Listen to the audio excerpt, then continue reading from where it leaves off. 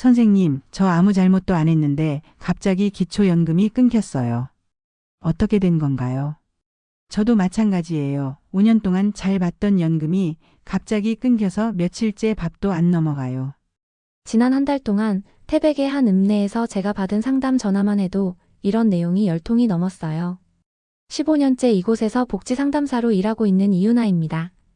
첫 번째 전화를 주신 76세 김성모 어르신의 목소리에서는 당황스러움과 억울함이 그대로 느껴졌어요. 5년 동안 한 달도 빠짐없이 받아오던 기초연금이 갑자기 중단됐다는 거예요. 내가 뭘 잘못했나? 나라에서 나를 버리는 건가? 라며 한숨을 내쉬셨죠. 두 번째 전화는 김성모 어르신의 며느리분이었어요. 시아버지가 며칠째 식사도 제대로 안 하시고 자꾸 본인이 뭘 잘못했나 자책하세요. 정말 답답해요. 사실 이런 상황은 전국 어디서나 벌어지고 있어요. 특히 농촌이나 읍내에 계신 어르신들은 복잡한 제도 변화에 대한 정보를 제때 접하기 어려워서 더욱 혼란스러워하시죠. 인터넷도 익숙하지 않으시고 자녀들도 바빠서 자세히 알아봐드리기 어려운 경우가 많고요. 하지만 여러분, 기초연금 중단이 반드시 나쁜 소식만은 아니에요. 때로는 어르신의 경제 상황이 개선되었다는 신호일 수도 있거든요. 또 대부분의 경우 적절한 대응만 하면 다시 받을 수 있는 방법들이 있어요. 저는 지난 15년간 수천 명의 어르신들과 상담하면서 기초연금과 관련된 온갖 사례들을 접해왔어요. 오늘은 그 중에서도 가장 흔하게 발생하는 기초연금 중단 사유 3가지와 각각의 해결 방법을 실제 사례를 통해 자세히 말씀드릴게요. 먼저 2025년부터 달라진 기초연금 제도부터 차근차근 설명드릴게요. 올해부터 단독 가구는 월 소득 인정액이 228만 원 이하, 부부 가구는 364만 8천 원 이하면 기초연금을 받을 수 있게 되었어요.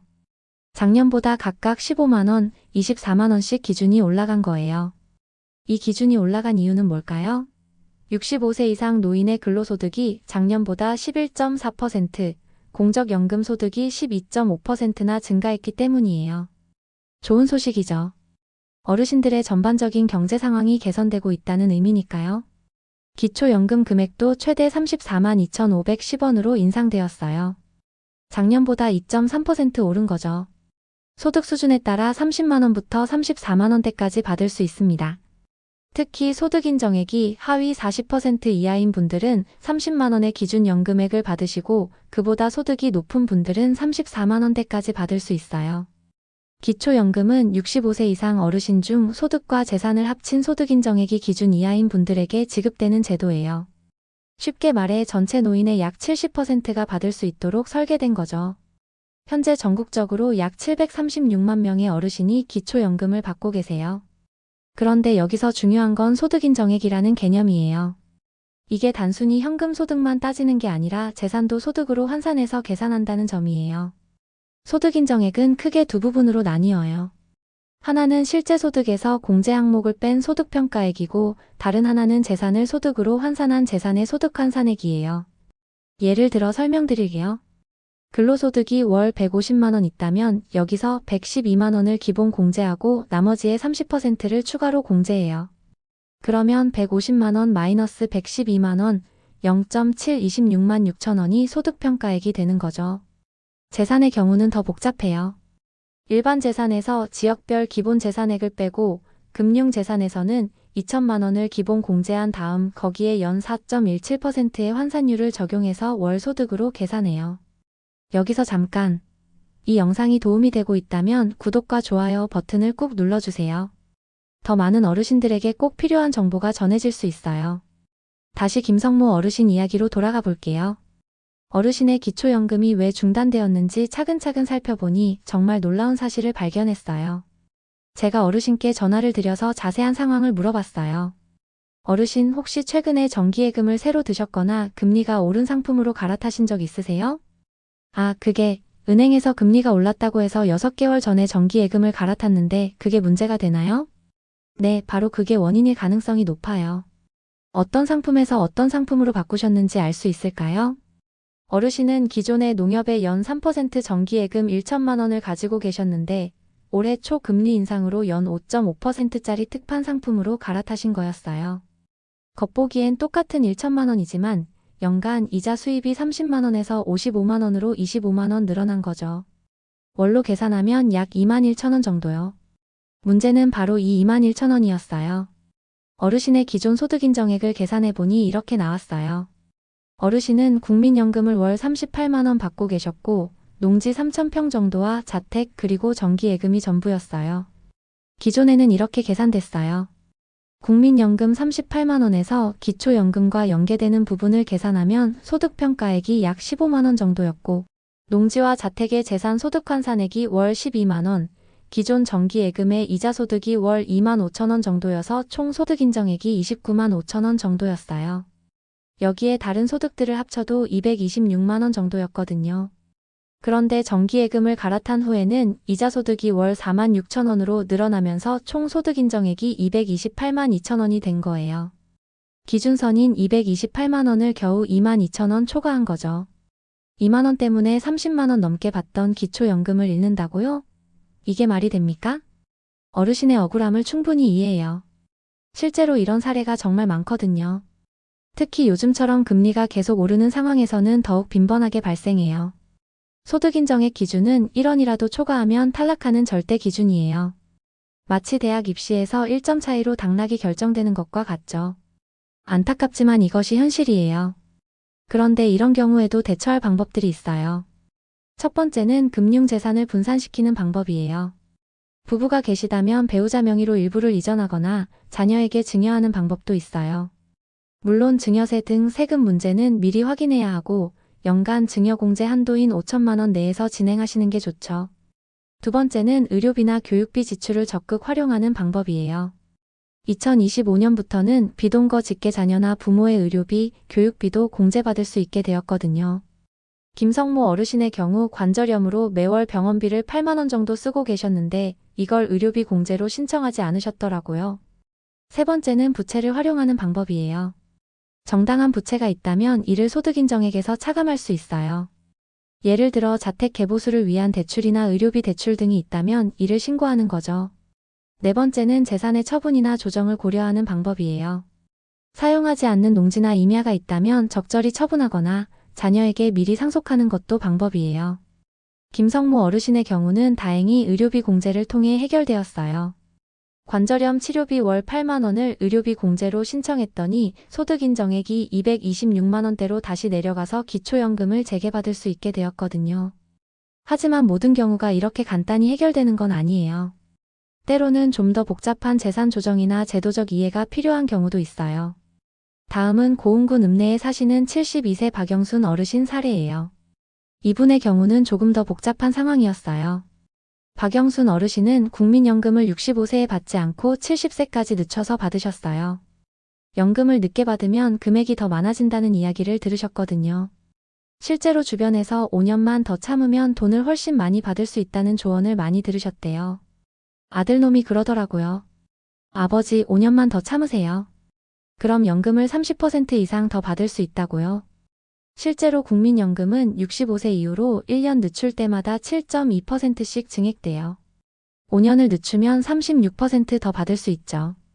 박영순 어르신의 경우 원래 65세에 월 45만 원 받을 것을 70세부터 61만 원 정도 받게 된 거예요.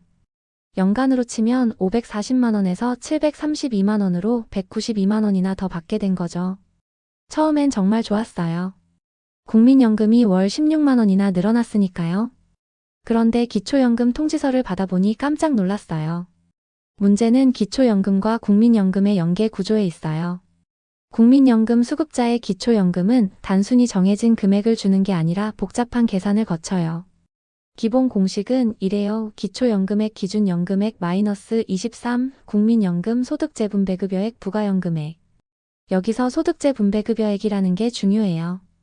이건 국민연금 중에서 소득재분배 성격의 부분만 따로 계산한 금액이에요. 쉽게 말해 국민연금이 많아지면 기초연금이 줄어든다는 뜻이에요. 박영순 어르신의 경우를 구체적으로 계산해보면 이래요. 65세에 받았다면 국민연금 45만 원, 기초연금 약 32만 원 소득재분배급여액 차감 후 총 연금 77만 원, 70세부터 받는 경우 국민연금 61만 원 36% 증액, 기초연금 약 15만 원 증액된 국민연금으로 인해 대폭 감소, 총 연금 76만 원, 어라? 총액으로 보면 오히려 1만 원 줄어들었네요. 이런 역설적인 상황이 발생할 수 있어요. 그럼 5년을 더 기다린 게 손해였다는 말씀이신가요? 꼭 그런 건 아니에요. 장기적으로 보면 이득일 수 있거든요. 국민연금은 평생 받는 거니까 수명이 길수록 총 수령액은 더 많아져요. 하지만 단기적으로는 기초연금 감소 때문에 당황스러울 수 있어요. 이런 경우에 대처하는 첫 번째 방법은 전체 연금 수입을 장기적인 관점에서 계산해 보는 거예요. 박영순 어르신의 경우 비록 현재 월 수령액은 비슷하지만 85세까지 살 경우 총 수령액은 지연수급이 더 유리할 수 있어요. 두 번째 방법은 다른 소득이나 재산을 조정하는 거예요. 어르신이 가지고 계신 농지나 임야, 예금 등을 일부 정리해서 소득 인정액을 줄이면 기초연금을 더 받을 수 있어요. 세 번째는 가족관계를 활용하는 방법이에요. 자녀가 있다면 일부 재산을 미리 증여하거나 의료비나 생활비 지원을 받는 형태로 소득 인정액을 조정하는 거죠. 박영순 어르신의 경우는 농지 일부를 아들에게 증여하고 집안 대소사에 드는 비용들을 가족이 지원하는 형태로 소득 인정액을 조정했어요. 그 결과 기초연금을 월 25만 원 정도 받을 수 있게 되었고 총 연금 수입도 86만 원으로 늘어났어요. 마지막으로 정선군에 계신 75세 최순덕 할머니 이야기예요. 이분의 경우는 정말 많은 어르신들이 겪는 상황이면서도 정보가 부족해 어려움을 겪는 사례예요. 최순덕 할머니는 5년 전 남편을 여의고 혼자 지내시다가 작년에 같은 마을 78세 홍만기 할아버지와 재혼하셨어요. 두 분 모두 자녀들의 축복 속에서 늦은 나이 사랑을 이루셨죠. 할머니 늦은 나이에 좋은 짝을 만나셨네요. 정말 축하드려요. 고맙긴 한데 문제가 생겼어요. 기초연금이 갑자기 줄어들어서 걱정이에요. 어떻게 줄어들었나요? 혼자 살 때는 33만 원씩 받았는데 재혼하고 나니까 아예 끊겼어요. 뭔가 잘못된 것 같은데. 재혼 후 달라진 점을 살펴봤어요.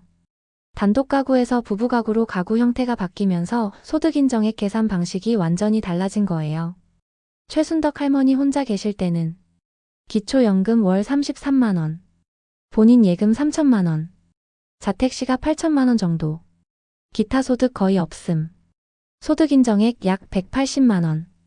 재혼 후 홍만기 할아버지와 합쳐지니까 홍만기 할아버지 국민연금 월 52만 원, 할아버지 농지 1만 5천 평시가 2억 원, 할아버지 예금 5천만 원, 두 분 재산 합계 소득 인정액 약 380만 원, 부부가구 기준인 364만 8천 원을 초과하면서 두 분 모두 기초연금이 중단된 거예요.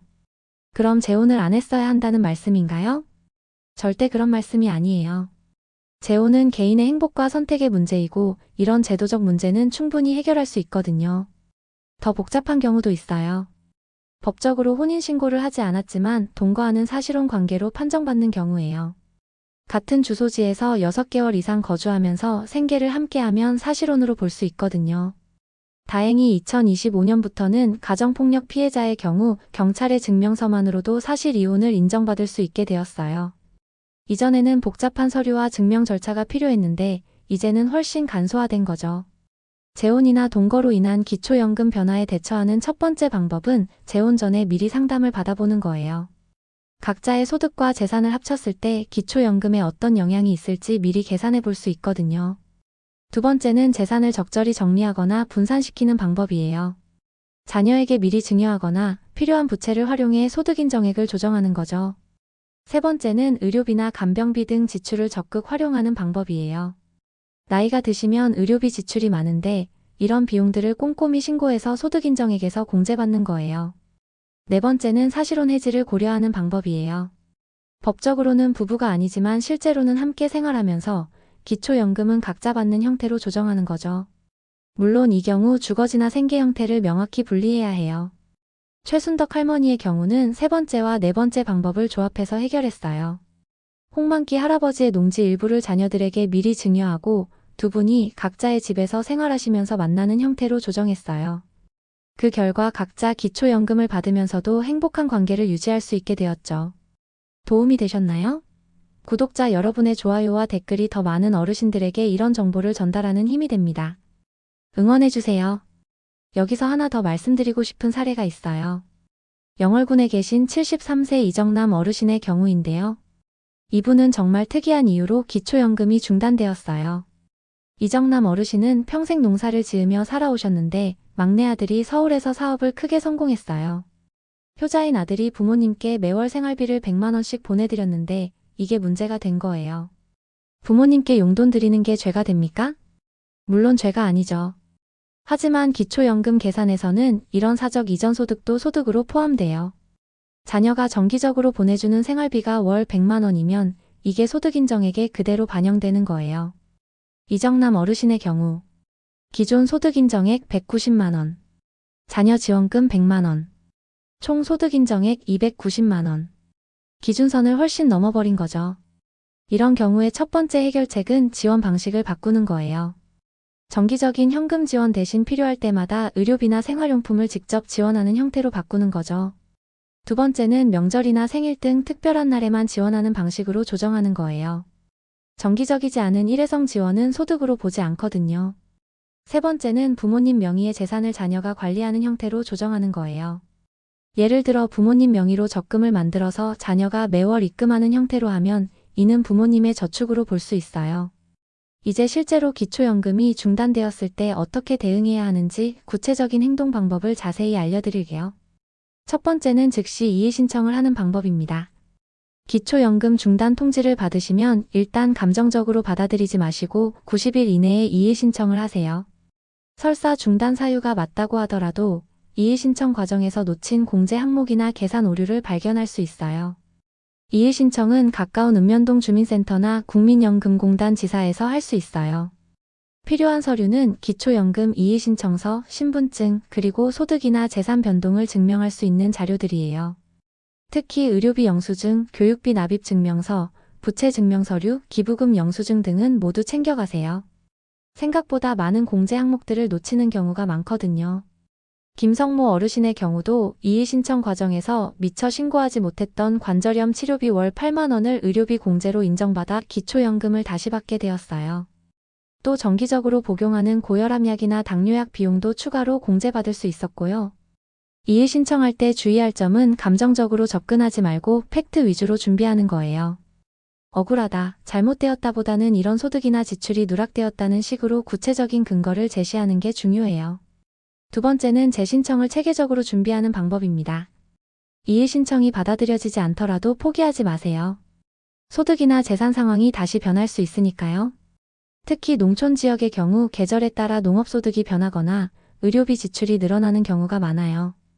2025년부터는 기초연금에 탈락한 수급 희망자에 대해 정기적으로 수급 가능성을 조사해서 재신청을 안내하는 제도가 강화되었어요. 5년간 이력 관리를 해준다고 하니 적극 활용하세요. 재신청할 때는 소득인정액을 줄일 수 있는 모든 방법을 동원하세요. 의료비, 교육비는 물론이고 부채가 있다면 이를 증명할 서류도 준비하세요.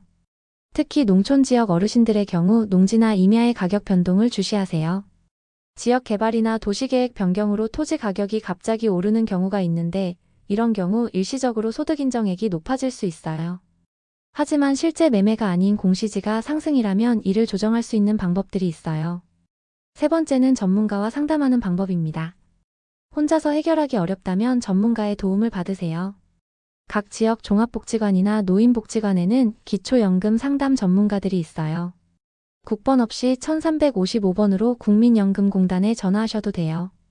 특히 재혼이나 상속, 증여 등 복잡한 상황이 있다면 반드시 전문가 상담을 받아보세요. 세무사나 사회복지사의 도움을 받으면 놓치기 쉬운 절세 방법이나 소득 조정 방법을 찾을 수 있어요. 제가 상담한 사례 중에는 세무사와 함께 상속세 신고를 다시 검토해서 부모님의 기초연금을 복원한 경우도 있었어요. 상속받은 재산의 평가 방법을 조정하고 상속 관련 부채를 적절히 반영해서 소득인정액을 낮춘 거죠. 또 농지의 경우 실제 수익성과 공시지가 사이에 차이가 클 때가 있는데 이런 경우 수익환원법으로 재산 가치를 재평가받을 수 있는 경우도 있어요. 이제 기초연금을 안정적으로 유지할 수 있는 구체적이고 실용적인 팁들을 자세히 드릴게요. 정기적인 점검이 핵심입니다. 1년에 2번 상반기와 하반기에는 본인의 소득인정액을 점검해 보세요. 금융재산의 이자율 변화, 부동산 가격 변동, 연금 수령액 변화 등을 체크하는 거예요. 미리 변화를 예측하면 대응할 시간도 있고요. 특히 농촌 지역 어르신들의 경우 농지나 임야의 공시지가가 매년 변하니까 이를 주의 깊게 살펴보세요. 지역 개발 계획이나 도로 개설 등으로 토지 가격이 급상승하는 경우가 있거든요. 금융재산의 경우도 마찬가지예요. 요즘처럼 금리가 자주 변하는 시기에는 정기예금 만기가 되어 재해치할 때 금리 변화를 꼼꼼히 확인하세요. 2-3% 금리 상승도 소득 인정에게는 큰 영향을 줄 수 있어요. 지출 내역을 꼼꼼히 기록하는 방법입니다. 의료비, 교육비, 간병비 등은 모두 영수증을 보관하고 기록해 두세요. 특히 비동거 자녀의 교육비나 의료비도 공제받을 수 있으니 놓치지 마세요. 저는 상담할 때 어르신들께 간단한 가계부를 쓰시라고 권해드려요. 매월 들어가는 의료비, 생활비, 특별한 지출 등을 기록해두면 나중에 소득인정액 계산할 때 큰 도움이 돼요. 예를 들어 치과 임플란트 치료를 받으시면서 월 50만 원씩 6개월간 지출했다면 이를 의료비로 신고해서 연간 300만 원을 공제받을 수 있어요. 월로 계산하면 25만 원씩 공제되는 거죠. 손자, 손녀 교육비도 마찬가지예요.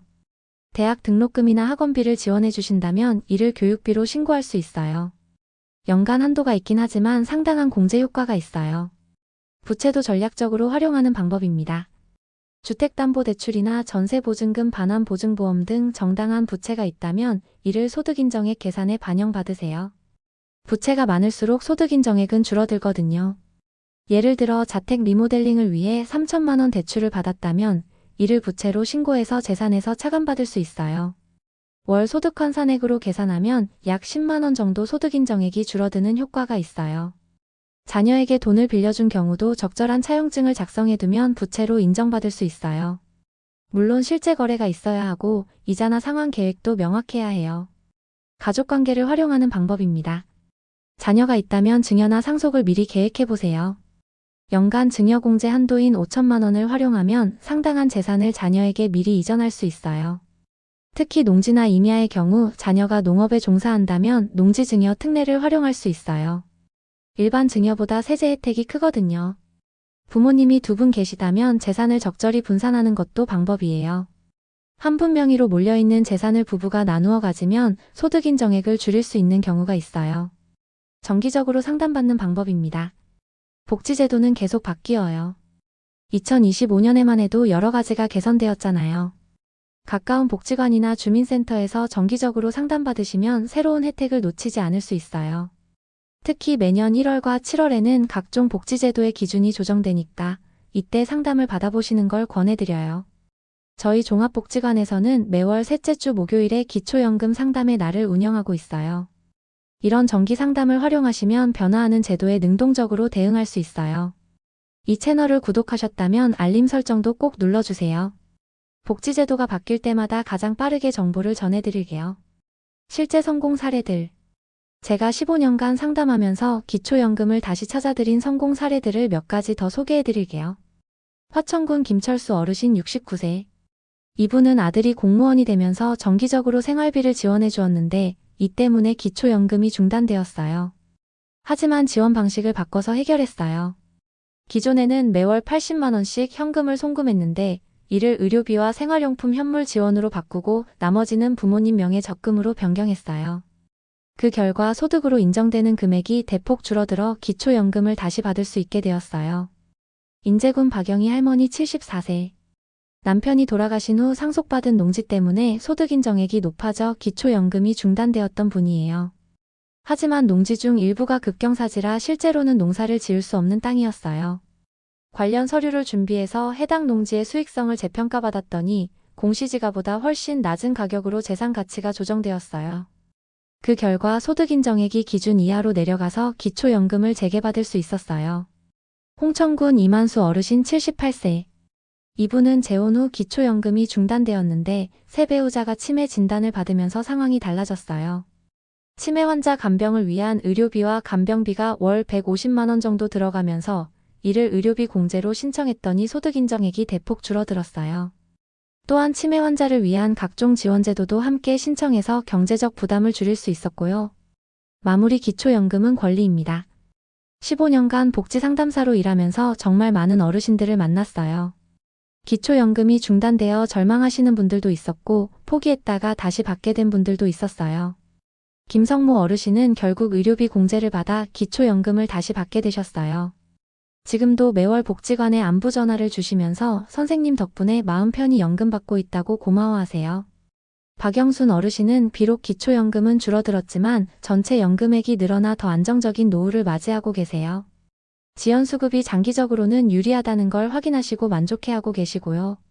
최순덕 할머니는 재혼 후 가구 형태는 바뀌었지만 홍만기 할아버지와 함께 재산을 재조정해서 각자 기초연금을 받을 수 있게 되었어요. 두 분이 함께 행복한 노후를 보내고 계시는 모습을 보면 정말 뿌듯해요. 여러분, 기초연금은 국가가 베푸는 시혜가 아니에요. 평생 열심히 살아온 어르신들의 당연한 권리예요. 그러니까 중단되어도 포기하지 마시고 끝까지 노력하세요. 기초연금 제도는 복잡해 보이지만 원리를 이해하고 적절히 대응하면 충분히 해결할 수 있어요. 소득이나 재산의 변화가 있을 때마다 미리 상담받고 공제받을 수 있는 것들은 모두 챙기세요. 혼자 하기 어려우면 자녀들이나 전문가의 도움을 받으시고요. 특히 2025년에는 여러 제도가 개선되어서 더 많은 어르신들이 혜택을 받을 수 있게 되었어요. 비동거 가족의 의료비, 교육비 공제 확대나 수급희망 이력관리제 강화 같은 변화들을 적극 활용하세요. 무엇보다 중요한 건 정확한 정보예요. 잘못된 소문이나 추측에 의존하지 마시고 공식적인 정보를 확인하세요. 저희 슬기로운 실버생활 채널에서도 계속해서 정확하고 유용한 정보를 전해드릴게요. 또한 주변에 비슷한 어려움을 겪고 계신 어르신들이 있다면 서로 정보를 공유하고 도와주세요. 혼자서는 어려운 일도 함께하면 쉽게 해결될 수 있어요. 저는 앞으로도 현장에서 어르신들을 직접 만나고 상담하면서 실제로 도움이 되는 정보들을 계속 전해드릴 거예요. 제도는 복잡하지만 차근차근 설명드리면 누구나 이해할 수 있고 활용할 수 있어요. 기초연금뿐만 아니라 노인장기요양보험, 노인 일자리 사업, 의료비 지원제도 등 어르신들께 도움이 되는 모든 정보를 앞으로도 계속 다룰 예정이에요. 오늘 이야기가 도움이 되셨다면 구독과 좋아요, 그리고 주변 어르신들에게도 공유해주세요. 여러분의 작은 관심이 누군가에게는 큰 도움이 될 수 있어요. 댓글로 궁금한 점이나 개별 상황을 말씀해 주시면 가능한 범위에서 답변해 드릴게요. 다음 시간에는 2025년 새롭게 바뀐 노인장기요양보험 혜택과 신청 방법에 대해 자세히 알려드릴 예정이에요. 특히 요양 등급 확대와 서비스 개선 사항들을 구체적으로 설명드릴 테니 꼭 기대해 주세요. 그럼 오늘도 건강하고 행복한 하루 보내시고 항상 당당하게 여러분의 권리를 찾아가시길 바라요. 감사합니다.